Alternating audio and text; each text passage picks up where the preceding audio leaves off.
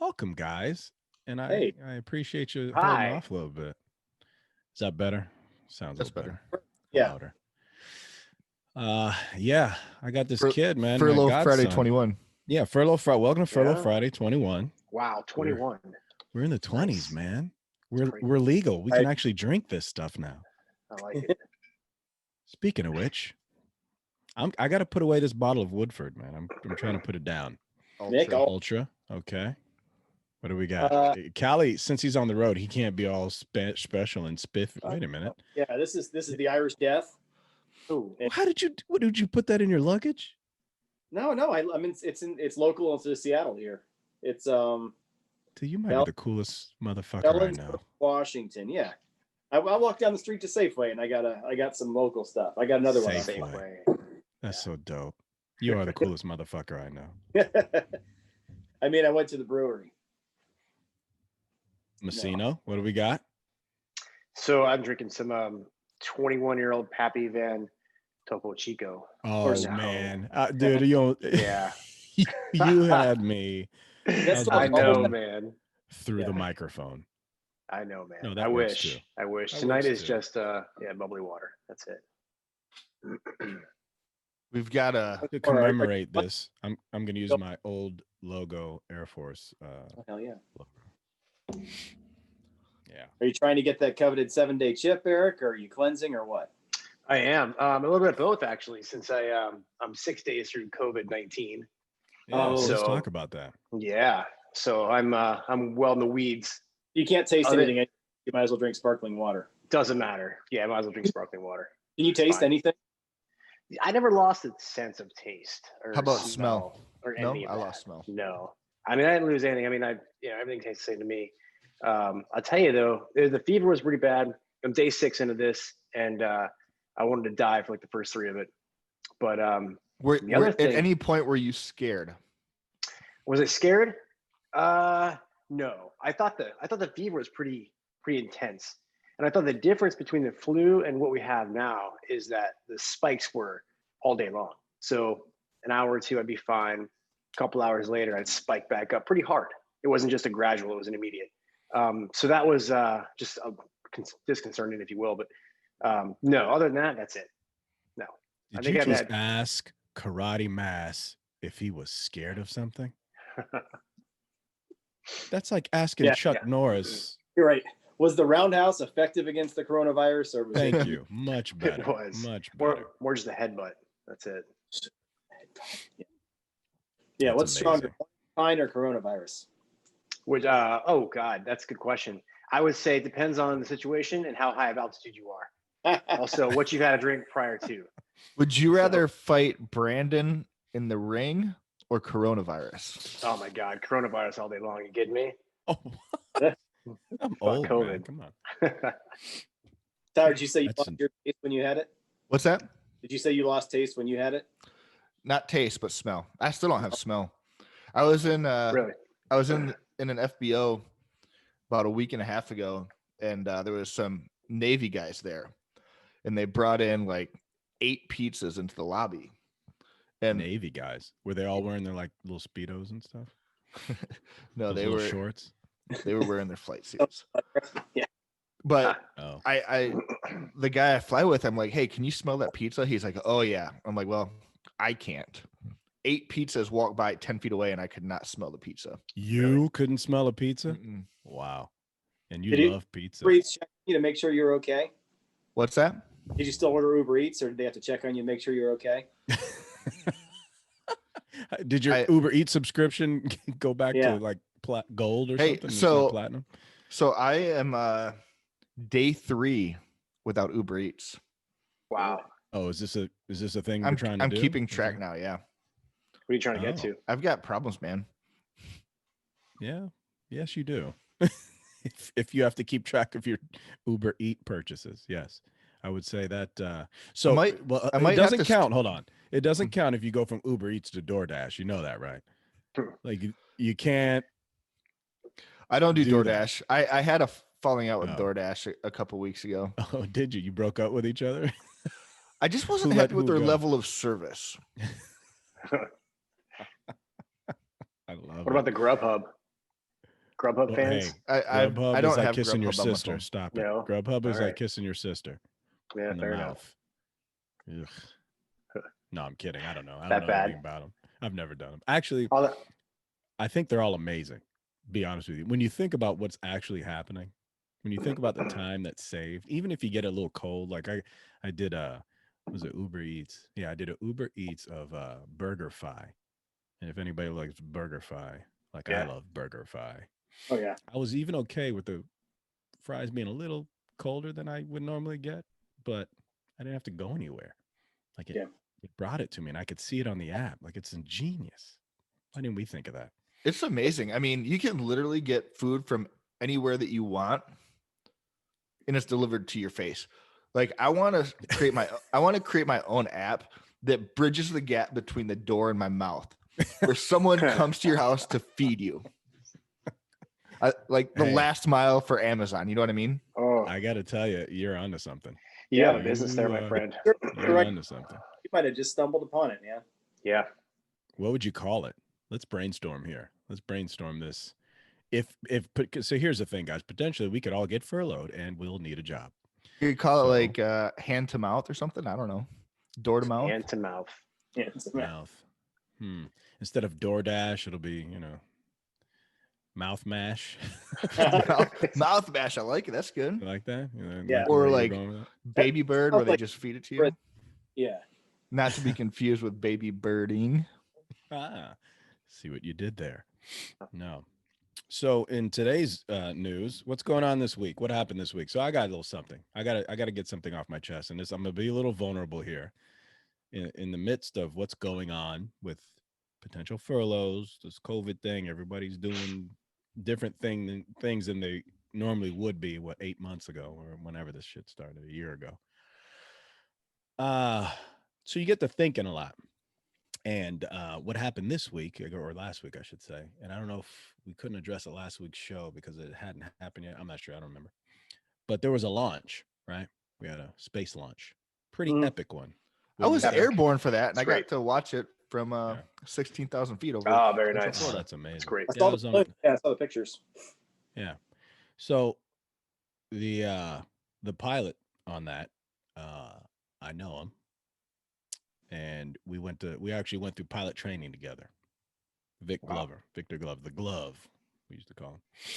And as He's in outer space, and you have a podcast with 48 viewers. Yeah. Here's the thing. I had this epiphany, probably a day later. I'm happy for him, obviously. I mean, and I'm gonna get to the Tao of Er here in a His second. nickname was the Glove and not G Lover.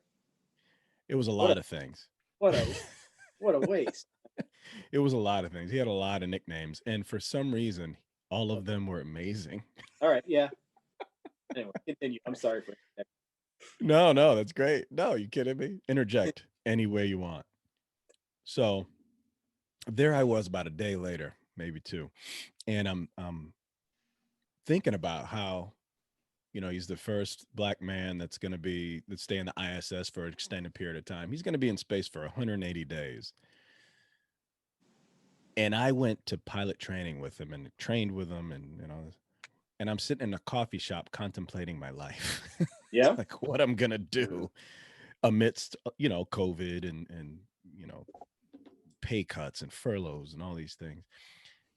And Hey, I do you just think pondered, do you think he has a cell phone up there? Could you text him? I think you can, but it's bet you not can. like that. I think he's doing the Twitter thing. I wonder think if we they could do open up a Twitter Furlough channel. Friday 22 with him. Wouldn't that be great? Wouldn't that be Mm. insane? Ugh, I'm sure we'd have to get it approved by Elon. I don't think he's a subscriber. Weird. Weird. He's really missing out. He would be it dead. was over 20 years ago. But I had seen him. So probably about 10 years ago, I got him to come to an air show. He was an F-18 Super Hornet. This guy. So let's get into the Well, first, I asked and begged if he'd bring a jet, and he did, to an air show that I had up in Selfridge. And I was one of the helping coordinators. I wasn't the main dude, sky boss, or nothing like that, but happen to know some of these guys. Anyway, so he comes, and we have a good time. But the of it. So this is something that's been and again, interject as we go along here on this journey. Are, Tim are you Martin. gonna describe the first, I, or are you I saving that for am. the end? I Okay. think I'm going to describe it kind of along the way. Hopefully, All right. people understand it. If not, I'll wrap it all up at the end. Hopefully, it won't take too long. So, we were gonna do this with one of the old heads. So we were gonna combine the old and the new, like we've been doing for the last couple of weeks, right? Old guys we used to fly with that are retired and taught us the way. Uh, and Tim Martin described this. Tim Martin and somebody we should have on the show here soon, Gary Morrison, talked about this and described this to us, and we were just like, wow. And I won't do it justice, but we'll talk about it. It's the Tao of Er, or the Er. You know, when you're in school or in some sort of training program, and we've all been there, and you're doing really well, right? I mean, you're killing stuff. Probably my best I'm not aviation. familiar, but Yeah, me neither. By the Well, way, yeah. maybe Callie Well, got you in this one, but for this instance, this is a good Callie's- story. But yeah, for yeah, instance, for instance, Messino. I mean, karate, you got it made, right? You yeah, I got that piece. kick the sweat out of all of us, right? So there's that, right? There's these things that we do actually do really well. And actually the apex or the pinnacle of my aviation career, unfortunately for me, happened when I was in pilot training. That's the best I'd ever been. And and then it went downhill for the next 20 years. Doing well. I actually did better than I thought, only because I had nothing else to go back to. I'm like, I might as well do this, right? And even then, there was somebody better. And his name was Victor Glover. Even then, you looked at a guy and you go, wow.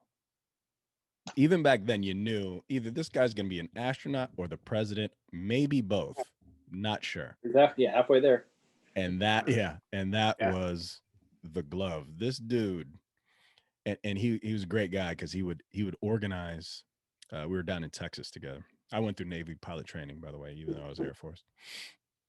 And we were down in Texas, and he had a fraternity and all this stuff, and he would have these parties, or he would help organize, and he'd invite us from the other base. We'd go and have a great time, and this guy's just a regular dude, and then he'd go into crew rest like that. The next day he would wipe the floor with everybody. Everybody else is still kind of like, oh, that was a great party, and he's ready to go, locked on, but having a good time doing it. He's like one of the few guys that you see is just enjoying this, but also knocking it out of the park, and the just type of stellar. pedigree to become an astronaut, for example. Exactly. So so the Tao of Er, the Er is just that guy that is just better, faster, stronger, taller, more hair, Good looking. good looking, just that And so when Tim and Gary kind of talked about this, I immediately thought of Vic. Like, he was the to all of us, like to everybody in that era. I mean, this guy did he did Top Gun, killed it, for the Navy. Did some like cross course, came over to the Air Force side. And I'm probably screwing up his bio completely. You can look him up. I mean, he's all online. Came to like the Air Force side, and our version of Top Gun or something like that. Killed it. Just, he's been top of the class everywhere we went, as far as I know. And just the So he's mine. I want to see if you guys have something like that in your history and where they are now. Like, what are they doing? My is co-hosting a podcast with me. What's that? Very true. Oh, that's so cute. Very admirable. Yeah, I'd say nothing like that. All I'll interject is probably just a plug for youth sports and getting your kids involved in stuff at a young age, because there's a lot of lessons there that you're talking about that, like, you can think you're special, you can think that you're amazing, and in the end, no matter how good you get, there's always someone better. Like, I know you came from a wrestling background, Brandon. That's kind of where I learned that too. Like, I got pretty shit hot in high school. And as you start, getting to seeking those more competitive levels, you find out so true. there are people, that are like, they've been doing it longer. They're more dedicated, even though you think that you're the most driven. And in the end, you're only you're only going against number one. You're going against yourself. Yeah. And so you know what? That's definitely what you find out here too. In this case too, even though I looked at him and like, wow, that guy's amazing. You going through pilot training, you have your own set of stuff you're going through, or going through a wrestling program. You're right. You're only really competing against yourself, but you do have to kind of look at some guys and go like, wow. Yeah, of course. In a hat tip, an admiration. Sure. Absolutely, because you know what it takes. If you never get skin in the game, you're not going to know. People, you can chuck spears, you can hate on them, but once you put your hat in the ring and you've been in the game, you realize just how hard it can be to balance being a good guy and going and being a 1%er pilot. Oh yeah, being a 1%er pilot and even less astronaut. Oh, and by the way, he's got 4 daughters, married for almost 20 years, probably over 20 years now. 4 daughters, teenage daughters. I think they're all teenagers by now. He had them like back to back, all doing it from space. His wife has got to be, she's a juggernaut too. She's the Erd also. They're all going to be moms too, yeah. And speaking of Er, like the SpaceX compared to the space shuttle, SpaceX is definitely the Er. It's like an iPad versus like did you see a Zach Morris phone basically. Sure. I mean, everything does build on the previous generation, but you're right. It's extremely impressive. Wow. Yeah. It's amazing. Yeah. It really is. Eric, do you got an Er? Yeah, no. Well, let's just talk about that for a second. So I don't know. I have a couple Ers probably through my lifetime, but if you look at his resume, because I went back and read all their bios. Yeah. Did you look at Vic's? Yeah. Oh yeah, yeah. So he had. I mean, you get in those positions too because you have certain mentorships that come through in your life, right? So he may have had a mentor before pilot training, right? So he gets in there and he's got the gouge, right? Which is huge. If you're the only one in the room who has the answers, right? Then you're going to be bigger and better and stronger than everybody else, right? So, you know what? You're right. Let me interject real quick on that one too. You're right. And he did. The great thing about him is that he shared it with everybody. I'm sure he did. And I'm not saying that as that's how great a dude he was. He was like, I got this stuff, but let me help you out too, and still shot. It was just crazy, man. Well, I'm sure his confidence was the fact that he could give you all that stuff because I'm beat you anyway, so it doesn't matter, right? Yeah.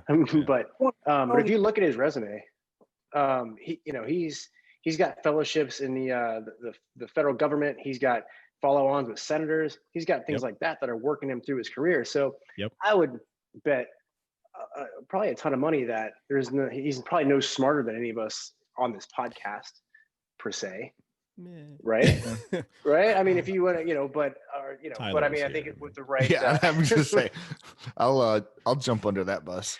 Maybe maybe it's a little aggressive, but I would say that with the right mentorship. So if you took somebody like that and you said, okay, we're going to put this guy in the right position. He's going to get in that F-18. He's going to do this and he's going to do this. And you got somebody holding your hand in a way. Not saying he did. I'm just saying that it just looking at his resume seems like he had a little bit of, of leadership there that pushed in the right direction. So I love that. I have more power to him, and I think that he's accomplished amazing things, and he is the if you will.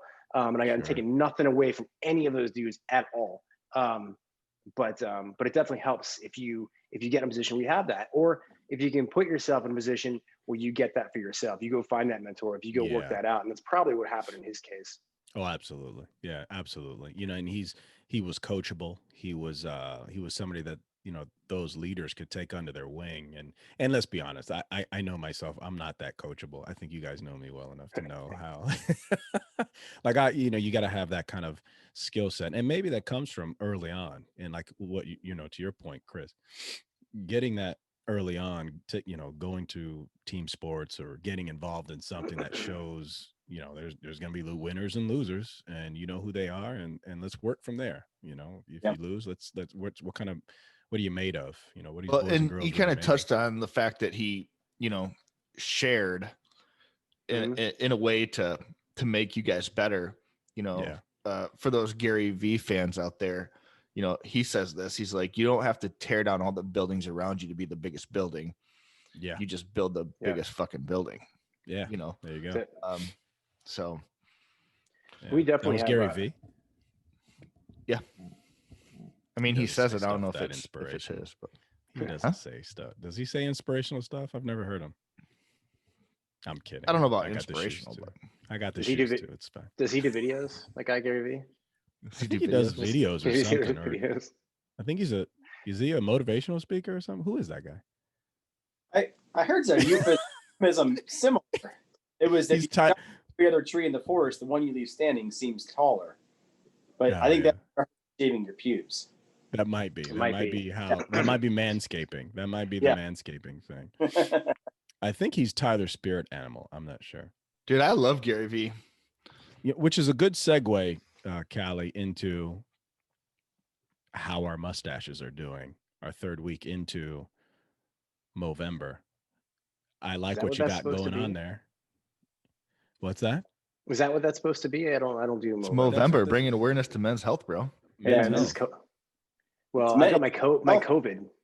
It's prostate mental health this year, right? I read that. Yeah, I think so. That's what it is. That's well, every year, but sure. Well, I think it was prostate for a while, but I like that. It was yeah, you're right. You're right. They changed it a couple of years ago. They started talking about mental health because the numbers don't cancer. Lie.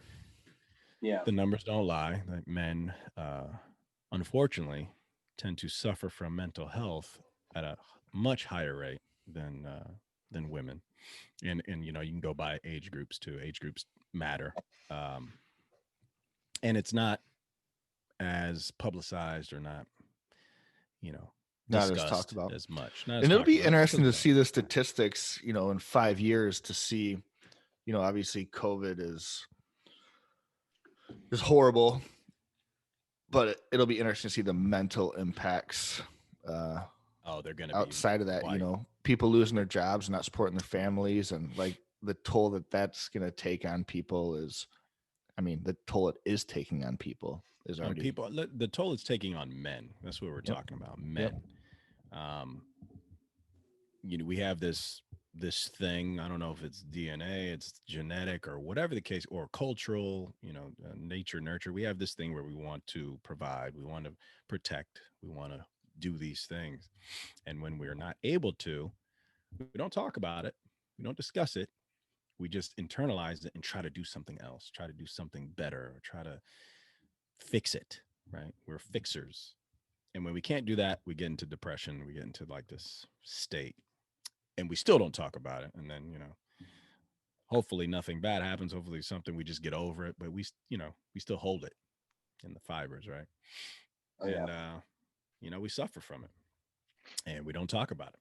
So we're just trying to bring awareness. This is the first year we're doing this because this is the first year we have a podcast. Yeah. So I feel left out now. I should have done it. I've done it in years past, and I just here's dropped the the ball. thing, Callie. We know you got a mustache down under. It's all good. Don't though. I need my big tree to be taller. I don't have a flavor saver. I don't have a salt. I have a mustache. Jesus, man. I'm trying to drink whiskey and you got me thinking about your trees. Let's talk about your hat, Callie. Okay. Yeah, let's talk about that hat. You're not a fan of the blue? So who's not a fan? Go blue. Are you kidding me? I think we're all fans of the blue here except Messino. He's a Miami fan. Is he Ohio State? Oh, he almost got canceled from the show. Maybe. You Miami? And yeah, well, you know, I gotta have allegiance to where I was born. Yeah, Hurricanes? No. Yeah. I dig Miami in the 80s or 90s. Yeah, all of it. Yeah, I dig it. I can't say many nice things about the Michigan football program this year or in the past few years, but what I'll say about Michigan athletics in general is I don't know how many schools are relevant in more sports than the University of Michigan. So we're more of a hockey family, and they're you know, every year they're one of the most competitive NCAA hockey programs. They're usually in the dance for the basketball tournament, and they've got a lot of other the women's sports, and they've got lacrosse, field hockey, that they're relevant in all of them. Like I know, you know, Alabama, Auburn will always be the in the powerhouse for football, but they're kind of one-trick ponies. But respect to Michigan for being able to kind of represent across the board. You know, what's the neighborhood up there saying about Harbaugh? I'm reading the news articles, but I still think he writes his own future. You know, Yeah, he's doing terrible. In any other university, he'd be gone by now. So there's got to be some kind of drug deal. But I read an article from the Detroit News, I believe Detroit News or Detroit Free Press, and they were saying that. So 2 weeks in a row, same publication.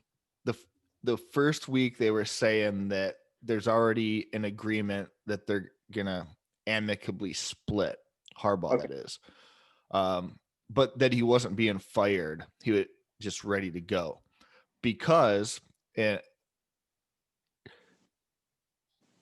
Michigan has put some handcuffs on him, so to speak, and essentially the way he coaches and the way he handles himself, blah, blah, blah.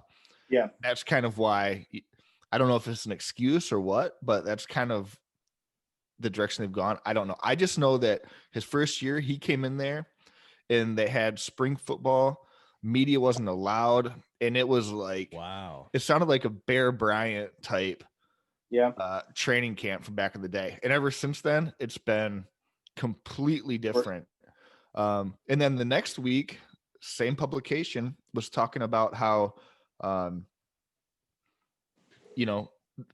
Michigan wasn't going to release him and that there was talks of a contract extension. So I don't really know what's going to happen with him. That's what I do. I would advise him to leave gracefully, as much graceful as he can, as quietly as he can. I think. But he was a star quarterback at Michigan. He's going to come back for alumni games for the next 2 decades.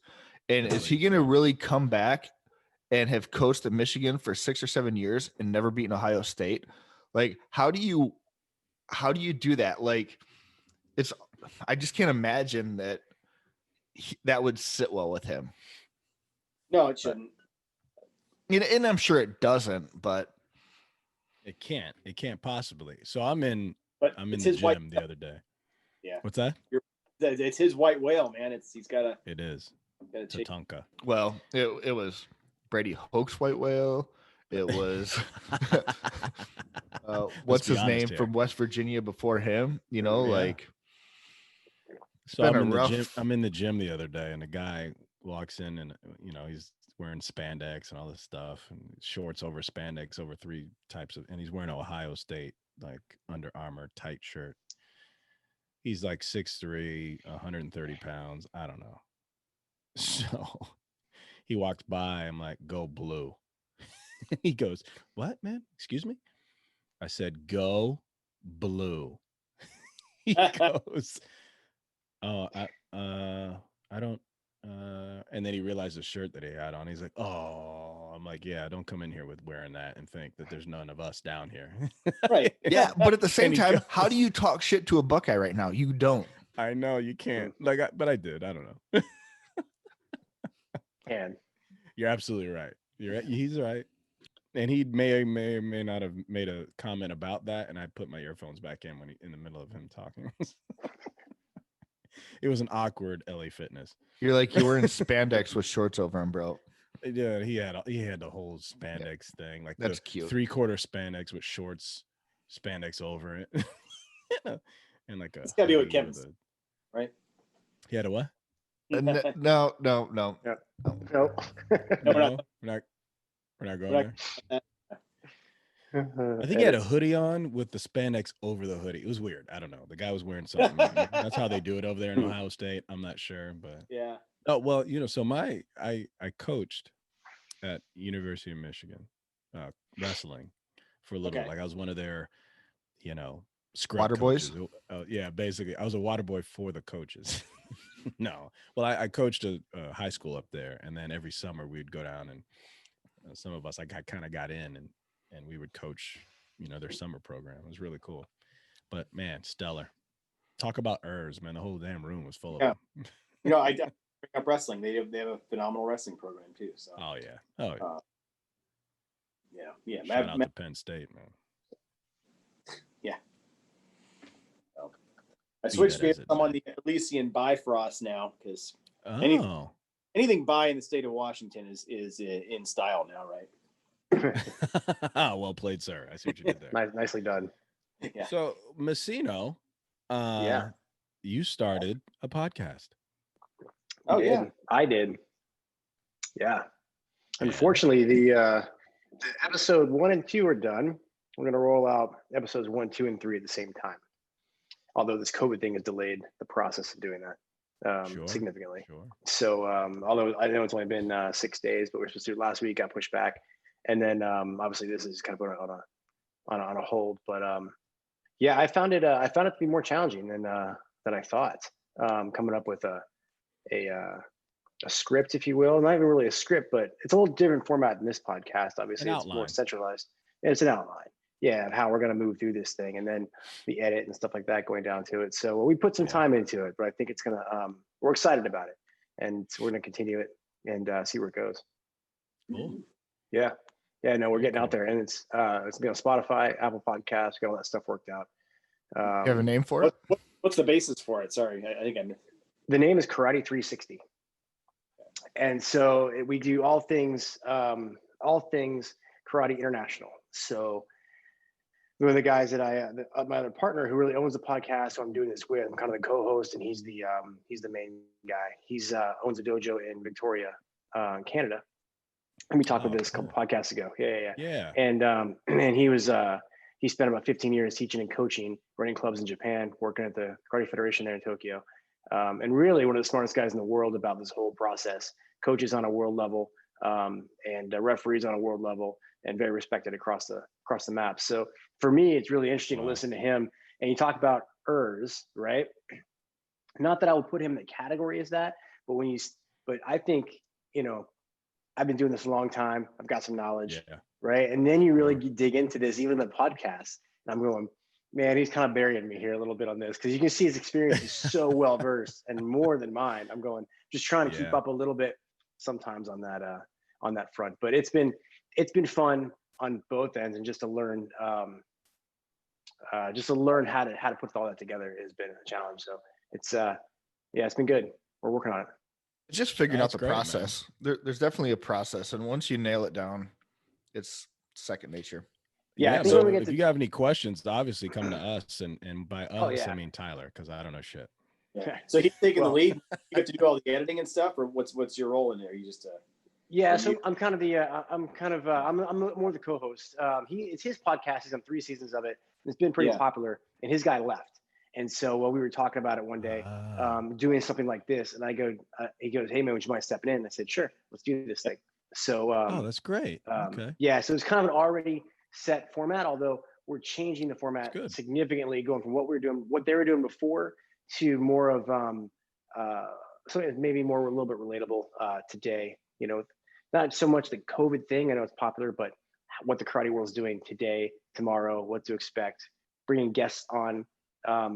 More so bringing people on that maybe the world itself would like to hear or see or talk to, that doesn't get to, because there's no real interaction these days except for this. So what's the objective of it mostly? Is it like karate porn for karate enthusiasts, or is it to try to bring like the karate world to the novices and people that don't know much about it, or to recruit, or what's your objective, I guess? What's your goal?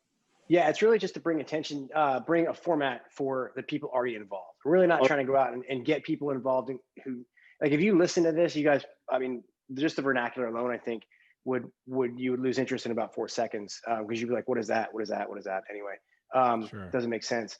But I think that, but for the athletes, the coaches, the referees, and everybody involved in that Japanese Okinawan world that's out there, it's kind of a format for us to do that. And right now there really is none. So we're kind of the only one on the map. Are you gonna translate it into Japanese so that we've talked about it actually? Yeah, we talked about doing the translation, and then doing a Canadian version, which is Karate 360, and then doing like a US version, like Canadian US, and then doing a US version too. So you have to convert metric to put it in Canada, right? What's that? Put it in metrics? Yeah, it's got to go to the metric system. That's it. And you got to take out all the curse words. They don't have freedom of speech up there. You can't offend anybody. The Japanese word? No, you cannot. What's that? What's the Japanese for "a"? Yeah. Hey. Right. Canadians are the nicest motherfuckers I've ever met. I don't know. It's you know why they're nice? It's because their big brother is right to the south Right. of them. We would be nice too if we had Yeah. a powerhouse next to us. I We can't afford to be nice. As you guys know on this podcast, I did a year overseas working with coalition forces. Did and you? that we had some Canadians in the mix, and they said sorry like we say Yeah. like sorry is like their Yeah. filler, Like, It's their yeah. filler word. like sorry. Sorry. For what, dude? Stop saying that. You make But, me nervous. Yeah. Them and the Australians All the time. were so much fun to hang out with. Yeah. Dude, the Aussies were they're I don't know. I don't know if I like a better group of people. Yeah. Yeah, I And- don't know either. Yeah, I agree. And they don't necessarily like brown people a lot. I gotta tell you, like they're very much they're kind of behind the times. And I still just we had such an amazing time with them. Like if you can get past that and understand the culture and like, okay, it's not personal or anything like that. They just got jokes. But here's the thing. They also can take it because, you slam it right back to them and they're like, oh, that was a good one. That was funny, Yeah. So those Was it? Aussies. Yeah, they're a man, group of people who don't take themselves very seriously. yeah. And it's refreshing. It It is really refreshing. was. I couldn't believe how. Well, it's an How island great it full was. of convicts, like Yeah, Right. right. They're 8 descendants of generations convicts. later, basically. Convicts and kangaroos, man. That's Australia. That's exactly. And every deadly animal on the planet, I think, lives there. You get bit once, you're Probably. dead. Like they don't even. Yeah, you're gonna die. We're just gonna dig a hole right here. Scariest environment We lost him. ever. We lost him. Yep. Oh, he's back. No, he's slow. I hope you don't kick that fast. Is that me? I hope you kick faster than your Wi-Fi. Is that me? Is my connection? My connection's you're not back. good. You're good. You're I back. think we're back. I'm just All right, busting sweet. your Sorry about chops. that. Yeah, that's all right. I'm in a safe house down here, as you can see. Clearly, it looks like It's my you're. safe house in Naples, Are Florida. you in Witsec? Like, what's going on? It is, man. Who'd you What drop it feels dime like. on? You're in Naples, dude. Like, then Oh, again, dude. all the Then old school again. criminals are in Naples. Yeah. What do you think? So speaking of criminals, do you guys know who Michael Franzese is? I feel like I should. Yeah. I've got. I feel like I should never owe him money, but I want to know him. No. he is he a was soprano? he was a made man back in the day. Ended up going to prison for I want to say like 8 years. And now he has a podcast and he's on all kinds of podcasts. He's written books, but like he went to prison and didn't rat anybody out. So like his life, there was the threat of his life being in danger, but because he didn't rat anybody out, he kind of talks quite openly about the life. He's fascinating. Check him out on YouTube. He's been on, I don't know if he's been on Rogan, but he's been on a bunch of different podcasts. Should we and put he's him in the show notes?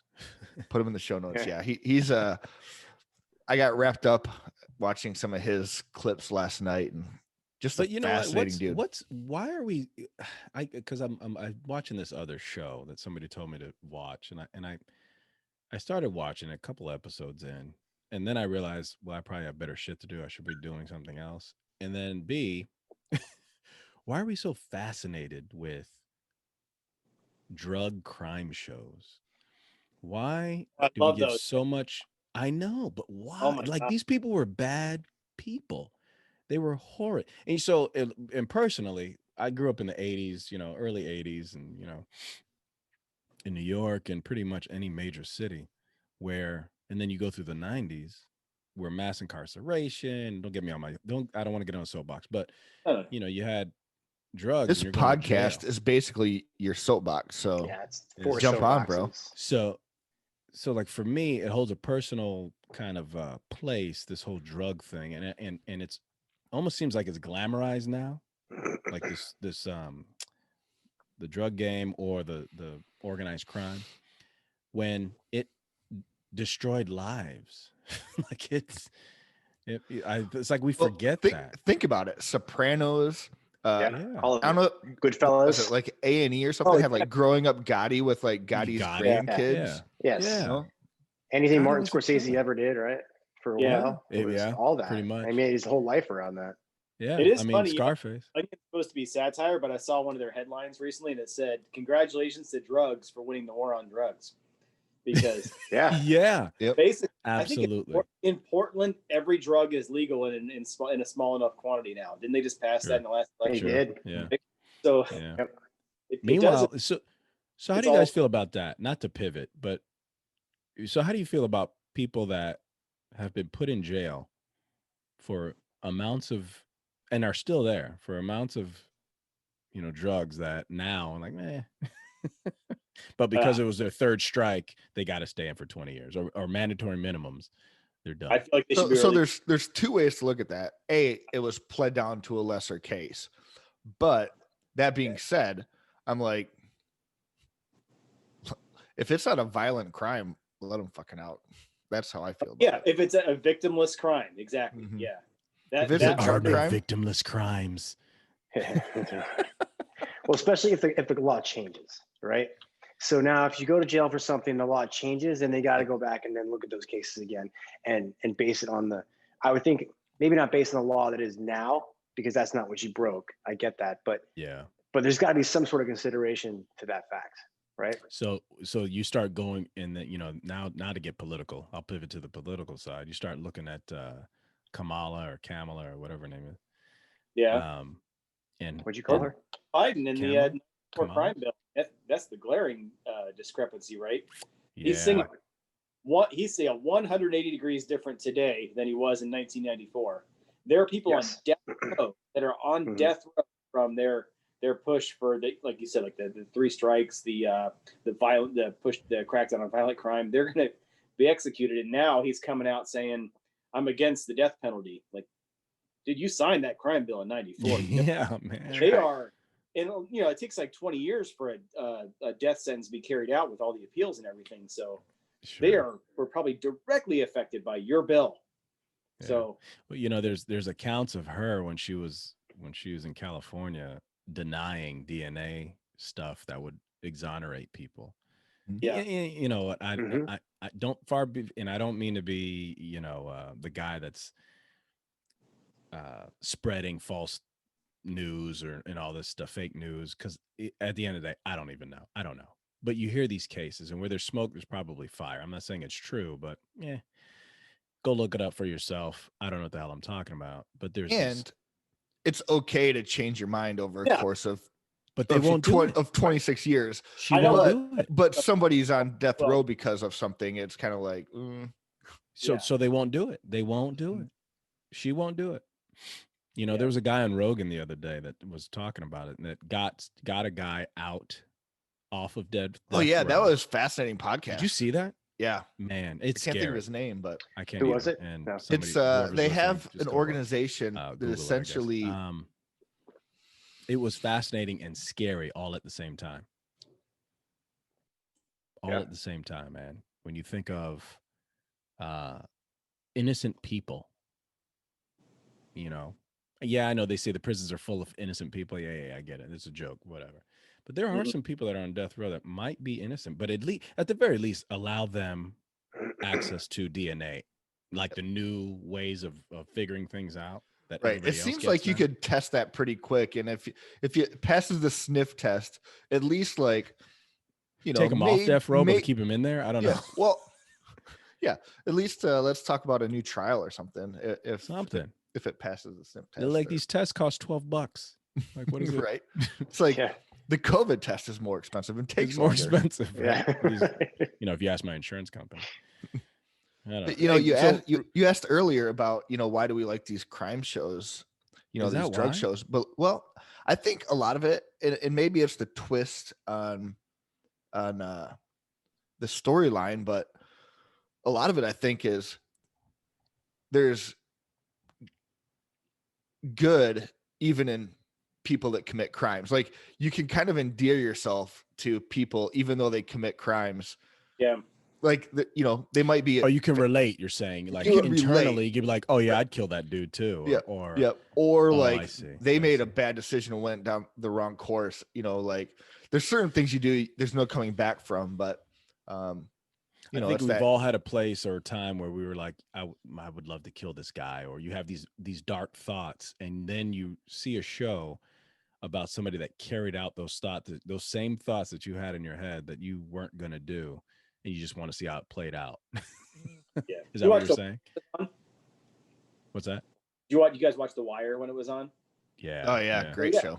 I think that's one of the central themes of that is that no matter if you're looking at a crime organization, the police force, the media, it was the yeah, teachers and the politicians. It's always this hierarchy, right? And there's the yeah. same, like there's the same injustices done. There's this same, kind of jockeying, manipulating, and in the end, we're all the same, right? We're just in different pyramids and different circles, but Different circles. Yeah, we all kind of fight the same battles, and we're all kind of the same. So I we think succumb to those that are in power, and right. everybody's clamoring to gain access or become power. So if you wonder if you were on Narcos, like which guy would I be? Yeah. Let's- So you're right. So is that what we do? We like we try to plug ourselves into some of these roles, and we're like, oh, I'd be that guy, or I could do that, or Yeah. But why would we want to? Like, what the Isn't heck it a is wrong with fascination us? though? But it's a fascination, right? With the Yeah, whole yeah. mafia thing, right? I just take that itself, right? The whole loyalty thing, the Cosa Nostra, the blood oath, the made guy compared to the not made guy. I mean, for them to put that whole thing together and like for him to go through prison and not rat on anybody is fascinating. Dude, yeah. I mean, Yeah. look And at it Breaking makes a Bad. great story. Breaking Bad's fake, right? Well, that story's fake, but it's probably based on something marginally real. But like, you love the characters, even though like You love one is a chemistry teacher who's Yes. diagnosed with cancer, terminal cancer, and he's selling meth to support his family after he dies because he has no health insurance, Mhm. right? And then it just goes down this path that, But that's Hollywood though, right? right. So I think if you met John Gotti in real life, right, and had to deal with him as a person, you might think differently. I don't know. Sure, Yeah. but that's what Michael Franzese says too. He knew Gotti. He's like, he liked Gotti. He didn't like doing business with Gotti though. Yeah, and maybe that's the other thing. They took family, they took friends, they took loyalty very seriously. And if you were that person, I think you were on the good side of that coin. But obviously, the business side different. But I think Hollywood has done a wonderful job of exploiting that, though. I mean, the episode, what's that show? Peaky Blinders. We talked about a while back. yeah. Man, I love that show. Right? I got my Exactly. blades in here. Dude. Great show, but I mean, come on. I mean, they're not great. They're not model citizens, right? But you kind of fell in love with the characters and wanted them to succeed and wanted them to So Hollywood, though, wonderful job. Yeah, it's Masterful. Hollywood. That's so that goes to it kind of begs the question: are we too invested in the fantasy and magic of Hollywood, or Yes. are we out of reality? Because in I reality, think to an extent, for sure, these people are not good people. Like, we wouldn't want them in our family. We wouldn't bring them over. They're not on the Christmas list, right? I mean, are they? I mean, maybe one of them. Well, you think about people that are like huge conspiracy theorists, right? Yeah. And then you can basically, I was talking to a person who believed in chemtrails not too long ago, and it blew my mind. And it was literally like they essentially, their philosophy is based on Hollywood. I'm like, no, that's not real. You can't convince every mechanic and every pilot, and like the conspiracy behind something like that would be, there's no way you could get away with. Wait, what's that? the I mean, what is that? assuming What's the conspiracy? They think contrails are chemtrails. Well, yeah. I have a button in my plane. You don't have a button in your plane? I saw that for you do too. Look at Tyler's face. He's like, "Don't do that, dude. People are gonna believe it. You're a pilot. Don't." There's a lot of theories to debunk the moon landing, right? Like that was fake. It was done in the studio. The biggest, I think the most compelling theory against that, or the most compelling evidence against that, is like, just take the scale of the number of people you'd have to buy off to call that to because one, the Soviets were watching us intently, so you'd have to buy every Soviet that was actually watching that on a telescope, right? All all the mission control people, everybody on the floor, all their families. The scope is different. The scope is so massive. Yeah, hundreds of thousands of people. You got to buy them off with what, like $1,000? That's billions of dollars to just buy this off for what, a publicity stunt, you know? It's and have that never get out. One person needs to, yeah. So it still didn't happen. I don't know. Yeah, yeah. The shadow fell east and the flag was waving and there's no wind. Yeah, like I mean, the laws of whatever didn't dictate that. I want to double back. If we were all in the mafia, like who would be our Don? Who would be our Don? I tend to think it's not Mark, right? Mark would be he would be a paper runner. He'd be running numbers somewhere, like in one of the neighborhoods. He'd get the papers and get the papers. Yeah. He'd be trying to run a crew somewhere. Yes. Nah, yeah, he would be trying to, and then probably get trying to run a crew. Hashtag we love you, Mark. I don't know. Yes. Yeah. Whatever. I don't know. You know, none of the listeners, this is probably going to get edited out. None of the listeners really know these people, but yeah. So who would be though? I mean, I don't know. Name a guy who would be our what is it? What are they called? I mean, JoJo's pretty influential. Yeah. Ooh, and he's kind of behind the scenes, and you never see him on camera. All right, that's a lie. Right. You never see him on video. Also might be a lie. I don't know. I don't have any video of him. We've called Adam the Godfather before, right? Yeah. Kind of his joke. Yeah. You know what? He would be the guy up front. He would be the face guy. You know, he'd be the guy that's loud that everybody can, let's put him up front. He's the John Gotti, but he's not the guy pulling the strings behind the scenes. He's executing it. Correct. Yeah. Correct. I could see that. Yeah. He'd be out there. Who would be behind him? You need a family member. You need somebody who's been around for a while. I don't think Pop Bird might be old enough, but JoJo's not old enough. Nah, I think Nate would probably be do the wet. Nate would do the wet work. The wet work, yeah. He's the hitter. He's the hitter. But he's the hitter that would end up going soft on some sweet blonde or something like that needed to get hit. Yeah.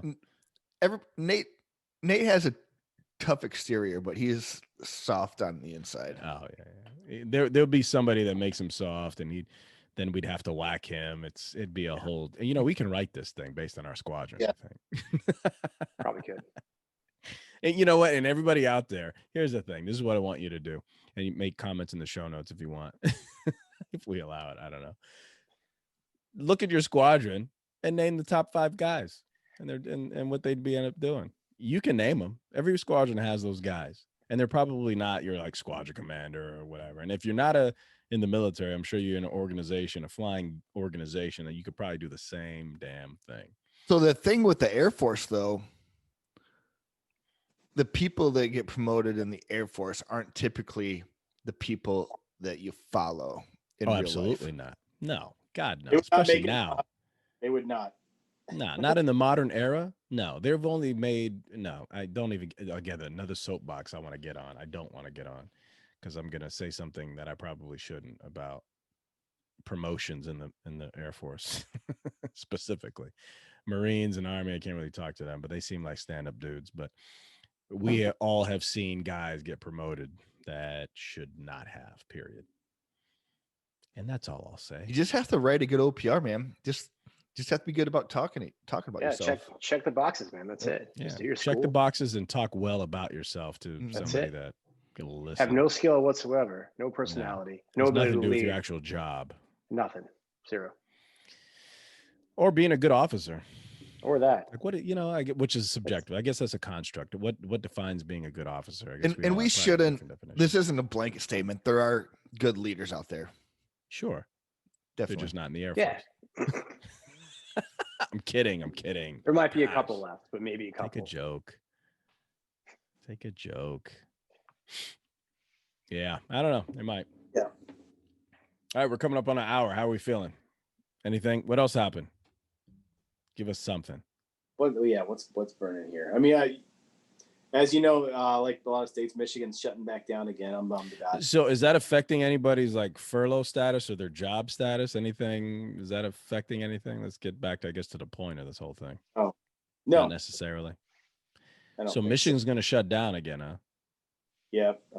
I'm here in Washington now. I heard an unsubstantiated rumor is Whitmer, the governor of Michigan, is she getting impeached? Is there some talk of that? No, there's Michigan militia. There's friction between her and the legislature. So the first time that they did the whole shutdown, she just did it unilaterally, and then they ended up catching up and then backing her eventually, saying like, you're not supposed to do this. It's a legislative decision, not yours, but we agree with you. And then she did it again, and now they're kind of rumbling again, like we just fucking talked about. And another thing I heard, and that's what I hate about this, is you hear things and I don't know how true anything is anymore. So I no longer care about anything I hear, whether I agree with it or not. I don't trust any of it. Is she asking neighbors to report on neighbors if they have too many people at their house for like Thanksgiving? Is that a real thing? I thought that was a thing. Yeah. I read pretty Orwellian. I haven't seen that in writing, no. I thought that was going on in New York for sure. I thought New York had that. Oh yeah, snitches, man. Snitches and stitches. Yeah. You think the mafia would work that out, but right. Speaking of which. Yeah. I do have a meme for that. I'm going to share it on the screen if you guys can see it. I think it's hilarious. No one's going to tell me how many people I can have at Thanksgiving dinner. Jeffrey Dahmer. Was that Jeffrey Dahmer? Oh my God. Oh wow. Well played, Callie. Yeah. Wow. If I share my screen, that would be a lot cleaner than just hold my meme master. You are the meme master.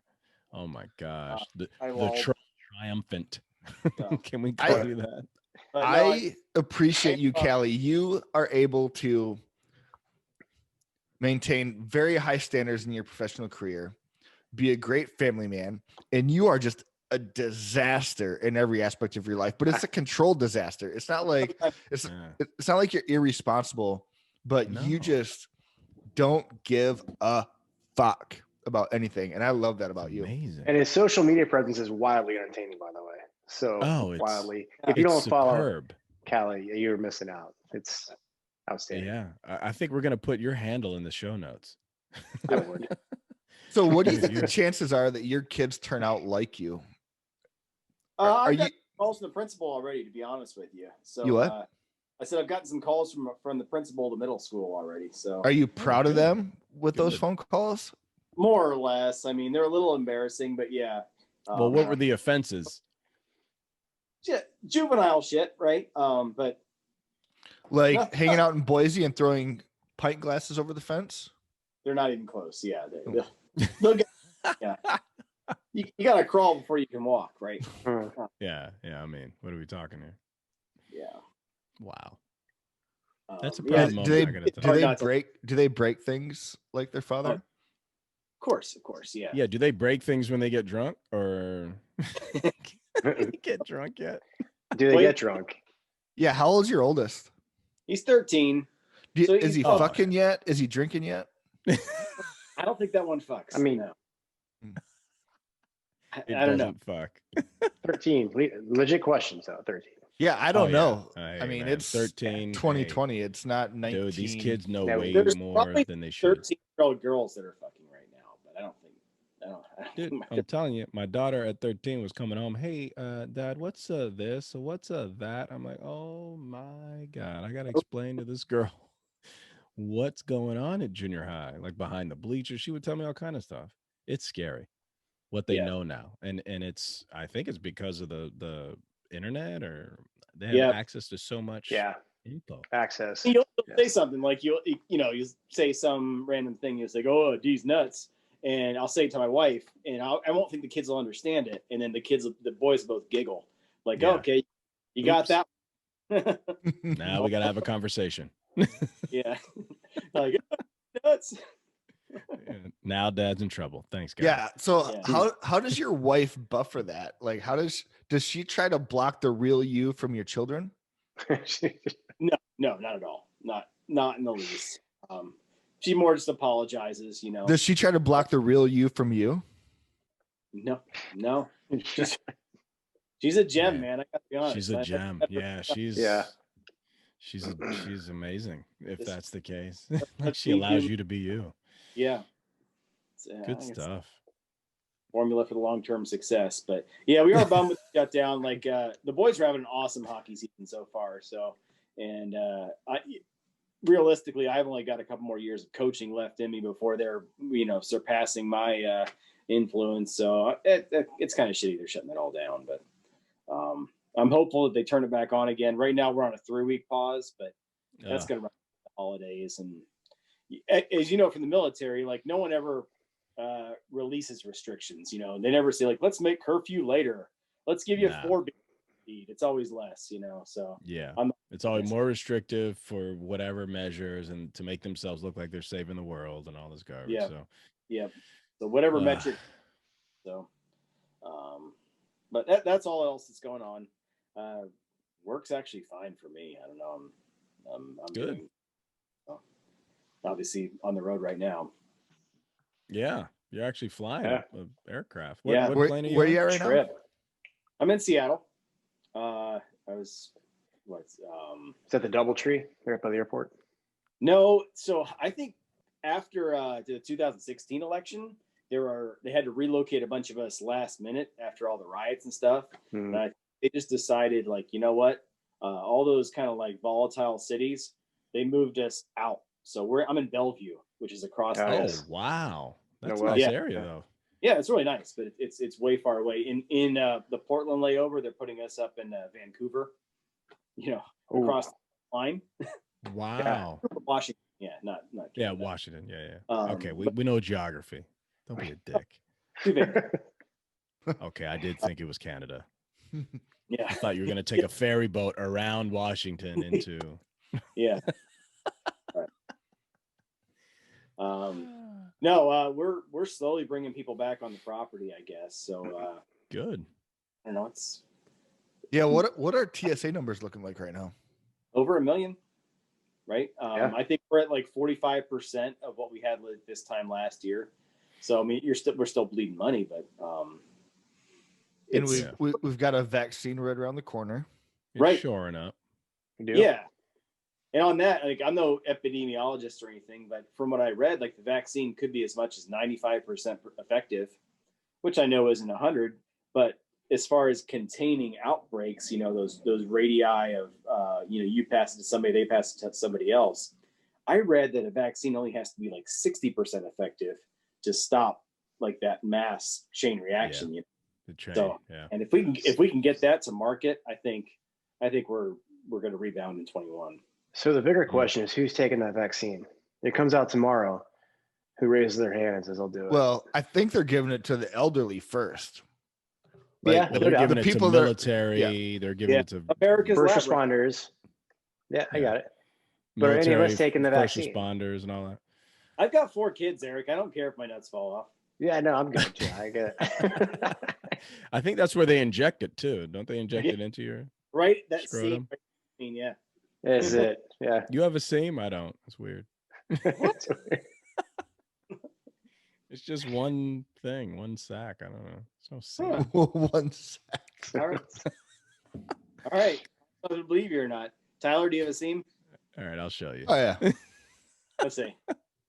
Let's see. If there was a seam, where would it be? Like in the middle? Is it askew? So this is what we talk about on Furlough Fridays, ladies and gentlemen. We talk about the line that separates our testes. Oh, dude, mine, like a 90s Teen Idol haircut. It's right down the middle. Teen Idol, right? It's like Zach Morris or Mark Paul Gosselaar. Mine's more like a baseball seam this way. Oh, is it? It has the two that come together. Yeah, it comes around. Yeah. What's that? Leatherface, yeah. Yes. Mine is like the top of a football, like it's got laces. Is that weird, or is that supposed to be there? Yeah, you're wrong profession, man. Is that an aftermarket product, or I may or may not have gotten it tattooed? Yes, only because I thought it looked like the seam of a football. Not the worst. Brown, it's brown, whatever. What? I'm gonna have to edit myself. Great. Yeah. So Furlough Friday 21 will be edited by BA. Yours truly. Good luck. Our careers are screwed. The next gangbang, someone's gonna be like, "Oh shit, fumble!" And they're all gonna. Well, fortunately for BA, nobody has mentioned their airline this time or alluded we got to some anything veterans involving the airline. Yep. We got some veterans on today, though. You know, I may have stacked the deck, or Tyler did. I don't know. Speaking of airlines, Eric, yeah, yours is flourishing right now, I'm sure. Oh, of course. Yeah, it is. All of that is flourishing. Although I'll be honest with you, after this last SpaceX launch, because I'm pretty sure they launched cargo from Cape Canaveral up to the ISS. Yeah, I'm thinking to myself, watching those screens come across the board and watching Elon Musk do that, my job is now in jeopardy. You think so? Yeah. Or it's not. Oh, it sounds like another. Yeah, you might be following BA's buddy up there next time. Be a friggin' astronaut. Packages might have to be delivered to the ISS. Yeah, they're not. Yeah. I'm not next in line for that deal, but. Yeah, no. On the furlough side, we're not trying to furlough, we're trying to hire. So working. You are hiring, cool. Good. Can I get a job? Yeah. Maybe. Yeah, my company. I'm hearing rumors we might be selling our airplane, so I might need a job. Really? Yeah. Ugh. And yours are King Air. Damn. Well, good. Then you can start really buckling down on editing these. Yeah, then I can come back to editing Furlough Friday. Not funny.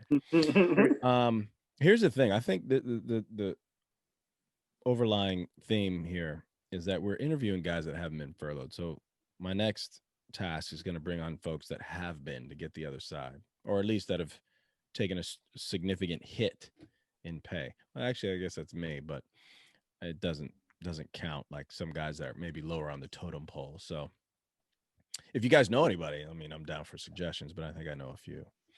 Okay. Yeah. I can probably help you out with that. I only know one that's been furloughed. He's a resident midget or little person in the squadron, and he flies for a low-cost carrier. Love that guy. Yeah, well, he's also I'm trying to work him out at another company too. So I almost got him through the legislature, if you will, on that deal.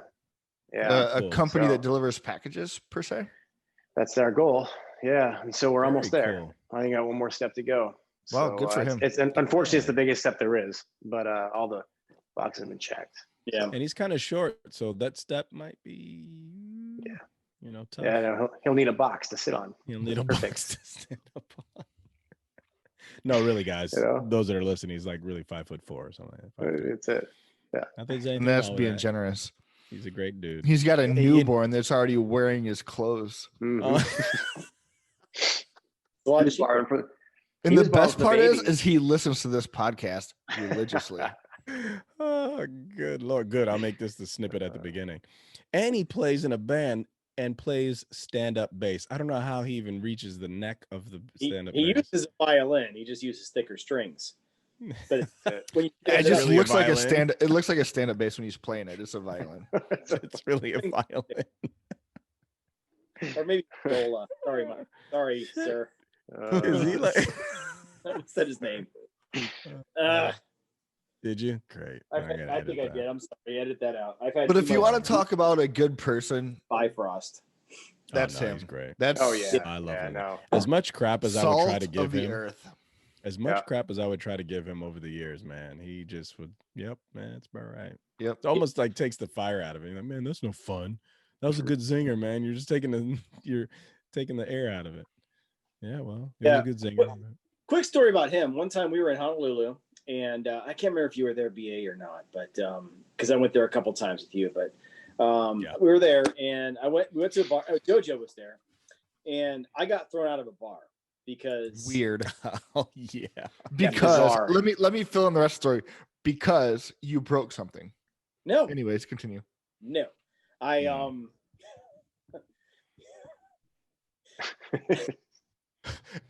Eric has some Hawaii stories too. But anyway, we can do a whole podcast on Hawaii. Just on Honolulu. We were talking to these girls. They were from Australia, and they left to go to the bathroom, and they put, like, it's a pretty common thing for girls to do, but they left their bar and they put coasters over their drinks. Exactly. I remember and this. like that's gonna fucking stop me. So I go to one of the tables, and I take a salt shaker, just undo it, and I just into her beer, and then put the coaster back on. It was the worst. Apparently, the bouncers are very privy to this, right? Yeah. The people like putting shit in girls' drinks, right? So they see me lift the coaster, I pour the salt in, that's it. He's got me by the nape of the neck, and I'm gone. Like, I'm gone in seconds. I had a bar tab and everything. No one else really gave a shit. They, like, oh, Chris run out of the bar again, but whatever. Yeah, we didn't bat an eye. It was. So I'm like, I'll find somewhere else to go. I'm not worried. I'm drunk. We'll meet up later. And actually, the tangent, my first thought was like, there's these like gift shops open. I'm gonna get a disguise. I'm gonna get like a Panama hat, a Hawaiian shirt, and like some sunglasses, and see if I can get back in. Anyway, so I'm there shopping around, and this guy we're talking about starts blowing up my phone. He's like, "Dude, where are you?" I'm like, it's okay, I'm fine." He's like, "Don't you fall out on me. We're still in this." And he genuinely cared about where I was after I got kicked out of the bar. So he rounded up everybody, drunk people at the bar, got them to leave, and then we went to the next place, and I had a cool disguise. So, you know, hat tip to you, man. Here's to that guy. Hats off to Littlefinger. He cared about you. Yeah. Because I honestly don't think anybody else really realized what happened. Well, because it happened so prevalently. Like, if you're missing, we're like, oh, he probably got kicked out. We'll see him at the hotel. We'll see him. Yeah, he knows where he is. He knows the protocol. Yeah, I have a great story with him in Hawaii too, but it's not appropriate for this forum. Yeah, this platform. And I'm pretty sure that my story with Massino is probably not appropriate for this forum either. Probably not. If not this forum, then which? Jeez. Good stories, man. We gotta have a whole nother podcast. Yeah.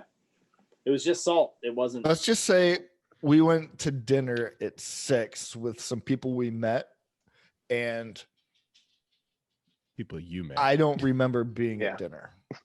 Oh my gosh. So you were wrecked before. Jeez. I'm pretty sure through dinner. Eric was feeding me sushi from across the table.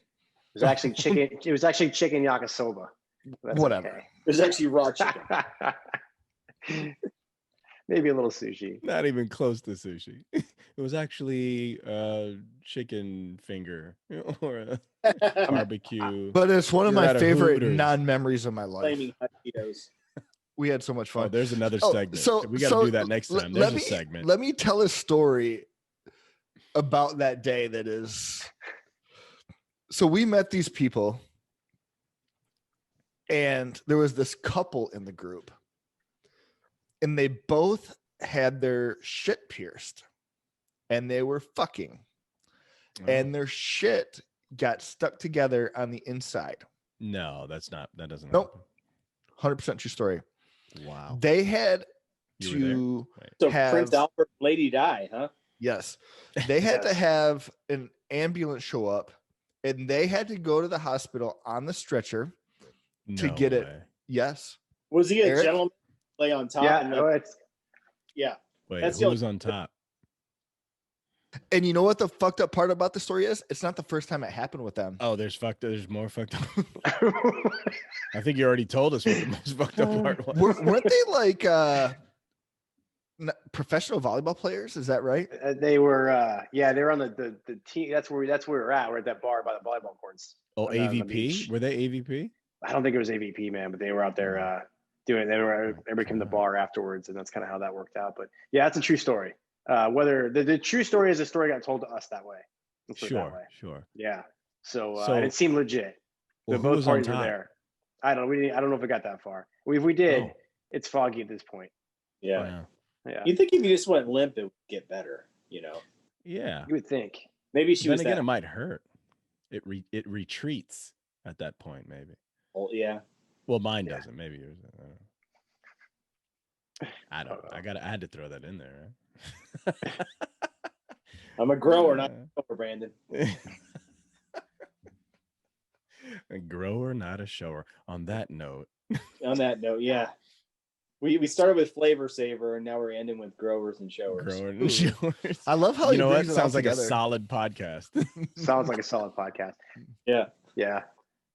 I did forget about the story too, Tyler, that you just told that. That's thanks for bringing that memory back up. That was a fun day. That was also the same trip to Hawaii. I was sitting jump seat with you and another unnamed pilot. Oh boy. Landing at Barber's Point. What was her name? And Eric lands. And as we're turning off the run, and I say land, we use that term loosely at that loosely. point. Yes. So he ran into the ground. Is that what you're saying? At full speed. And mind you, I exceeded. I outperformed him at a later date. So I'm not sitting here. No. This is not a judgmental statement. But at the time, I was like, we're pulling off the runway. I said, that is the worst landing I've ever seen in my life. And the other pilot was like, come on now, that's not very nice. And that's when I lost all respect for the other pilot. Yep. Is that moment when I couldn't bust Eric's balls for having a shitty landing. Someone in this that's not very nice. And it wasn't. Yeah. It wasn't. Was it? What's that? He was trying to look out, but he didn't get it. So we all know the other pilot. Mm-hmm. What are the initials? Give me. He wears pastels. Yeah. Well, so do I. But so what was his name? Who doesn't? Wait a minute. Pastels? I'm a Prince fan. Shut up. That's not very nice. Well, sometimes to get the point across, you can't be nice. I don't know. Yeah. I do have a good landing story too, but I'll save that for next time. No, let's go now. We have time. I know. We're on the I don't want to waste. Well, actually, I got a few good landing stories. Ooh. So there I was with Tampa. What's the radio or the TV station there? Tampa. I don't know, the local news. So she's a news lady person. What are they called? Anchor. Thank you. So, and it felt like there was an anchor hanging out of the aircraft when I landed. So she's sitting in the jump seat and she has her camera crew behind her. And I got a pilot who I don't like anymore that Tyler got hired on to the unit. He's a horrible person. Actually, he got me hired on. Yeah. TTP are his initials. So really nice. He's in the right seat. And at the time, he's actually a good dude, but he turned on us. So his loyalties were askew. Anyway, has nothing to do with the landing. So it's actually kind of because it's the first time he had flown with me, and I had always talked about how great a pilot that I was, of course, you know. So we're coming on final, whatever, everything's perfect landing, perfect day. Even the anchors commenting, do you guys always fly this well? And I'm like, yeah, you know, when you've been flying as long as I have, blah blah blah. Coming down on final, like, it was like I know an astronaut. Yeah. Well, I don't think he was an astronaut yet, but he was going through training. Yes, he was. You know, the three kisses of when you land, and each gear just gently touches, you know, this mwah, mwah, mwah, and then the landing, the gear just touches down ever so nicely. And that's what happened. And we're rolling out on this long ass runway, and the guy in the right seat looks at me and goes, wow, that's pretty damn good. The anchor goes, that was the most amazing soft landing I think I've ever been on. I'm like, oh, thanks. Then I reach for what I think is the reversers, and guess what? You shut off all 4 engines. There are no reversers on this plane. So I reach for the speed brake and yank it back. And anybody that's ever flown the tanker get the wheelie that knows anything about the way this thing is built, and you've yanked on the speed brake, not easy, just yanked it back, knows how violent that process was. So the nose came flying up. It felt like we were going to take off again, even though that's not the case. We were really slow. And then comes slamming down on the runway. And we did about 3 times going down the rest of the runway. And everybody on the flight deck was shook. They were like, what just happened? The anchor goes, is that normal? And to his credit, this is probably the last time I'll ever give him credit. He looks back and goes, oh, yeah, that happens all the time. And I look back at her and going, oh, yeah, sometimes the winds pick up the plane and, it has a way of making it has to do with the Coriolis effect of the earth and blah, blah, blah. It was probably one of the most violent rollouts I've ever had in my life. Never to happen again. Well there done. I was. I like that one. There Yeah. you were. Yes. Is there footage of Yeah. it? Was she taking pictures the whole time, or was she the rolling camera camera? was rolling. Yeah. The camera dude was sitting in the nav seat. You need to get while that footage. while we're talking about landings, we've busted up on Eric, and you self-incriminated. I'll self-incriminate.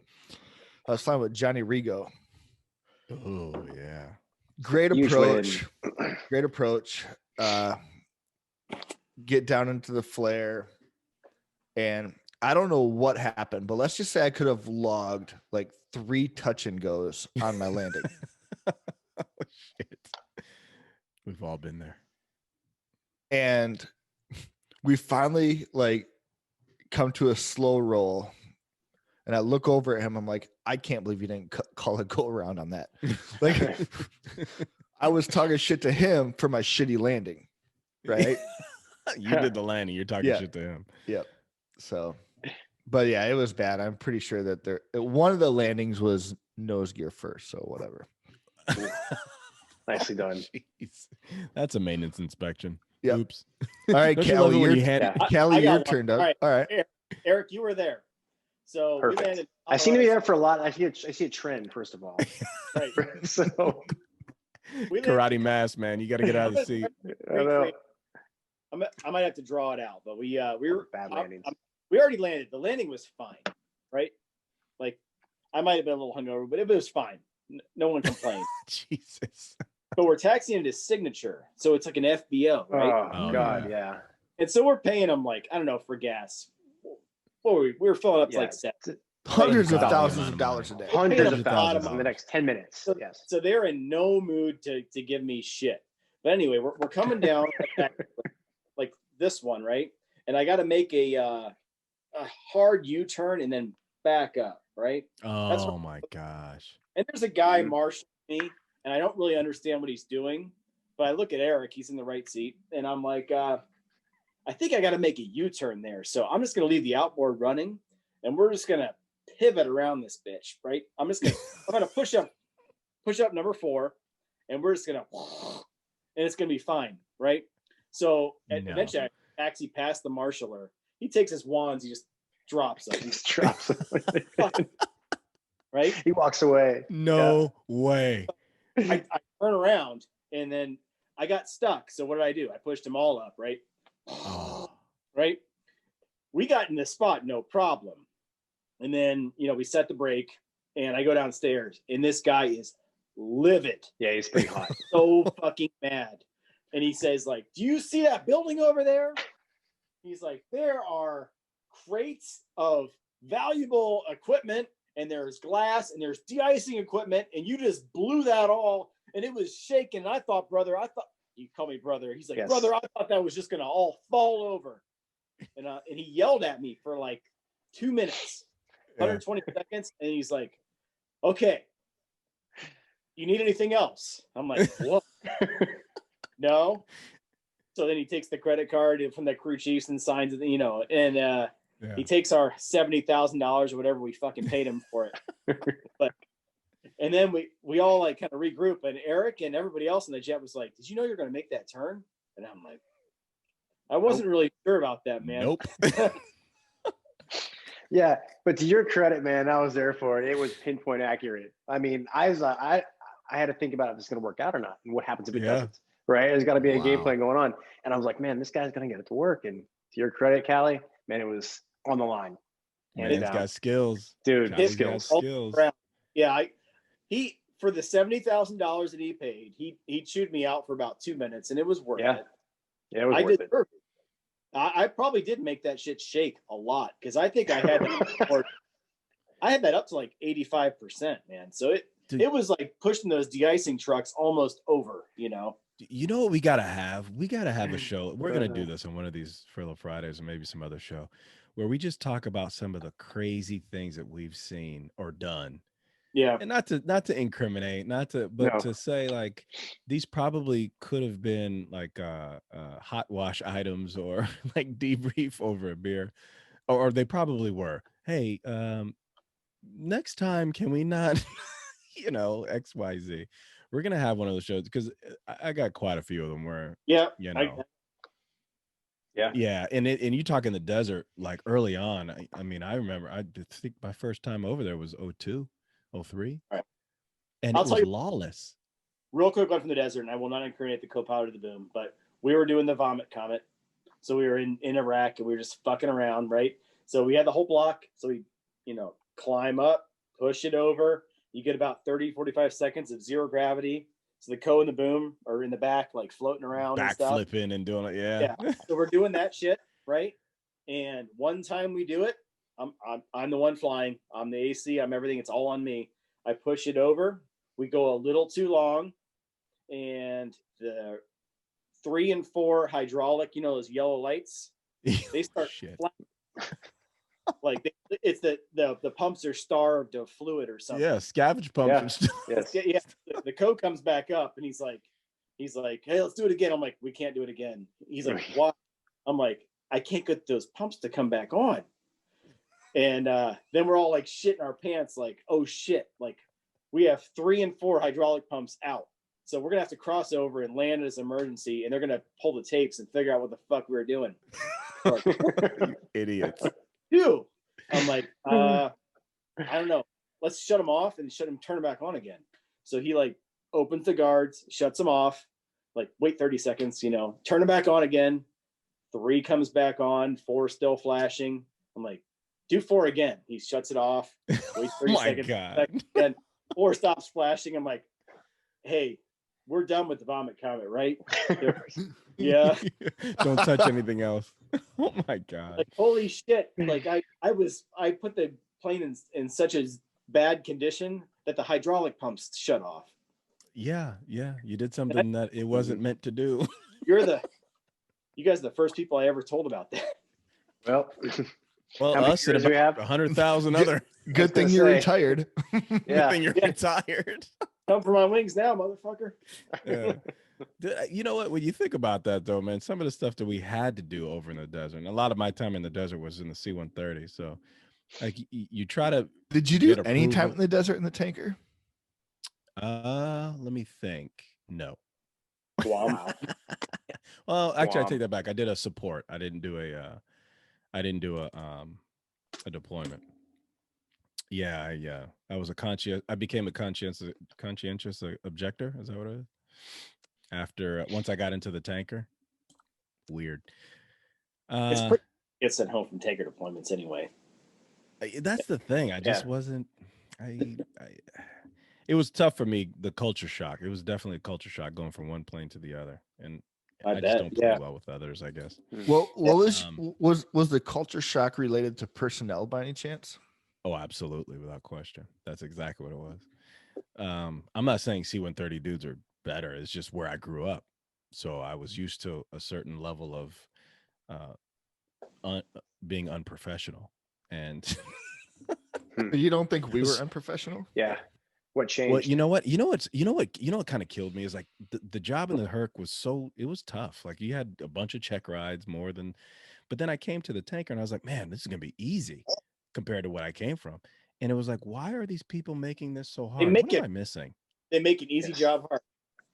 I couldn't believe it. I was like, what am I missing? Am I missing something? Should this be this hard? Why are you, I remember on the check ride, last landing check ride, I'm slowing down. I'm trying to do everything right, but a tower called somebody on short final, not to us, just, they were actually telling the guys on final that there's an aircraft on the runway, taxiing off, and that was us.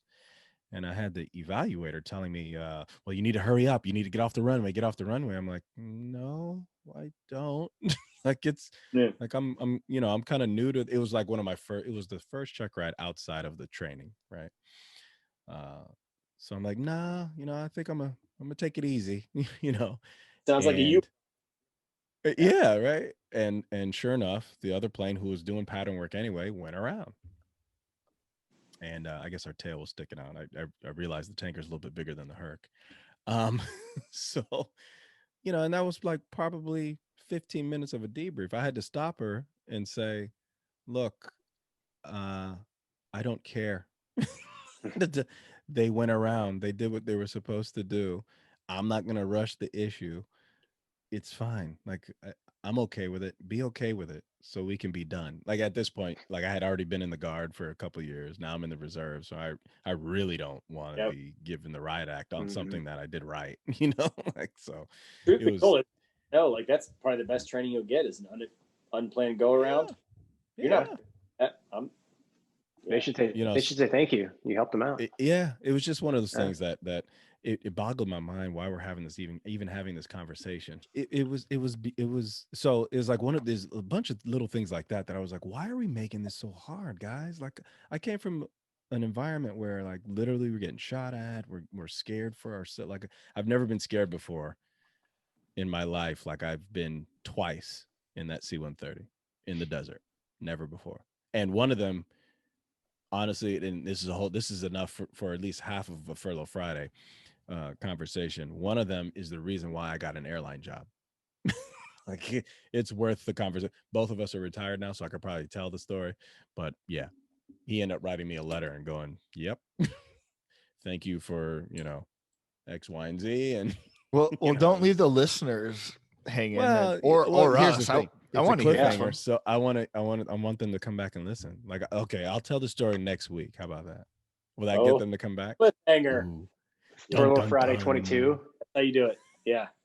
Yeah. On Furlough Friday, Double Deuce. We'll be talking about how BA saved the Air Force. in his own life. Just ask him and he'll tell you. He's a bad I may or may not. I definitely saved my own life. I don't know. Yeah. Does that make me? Man, the shit was scary over there. I know.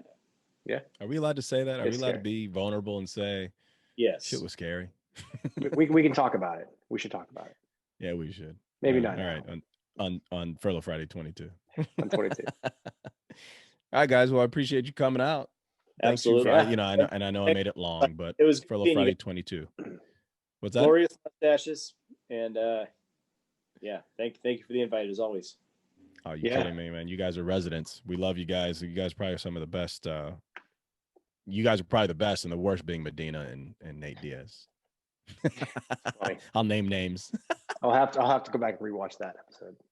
I love to. Don't waste your time. Don't waste your time.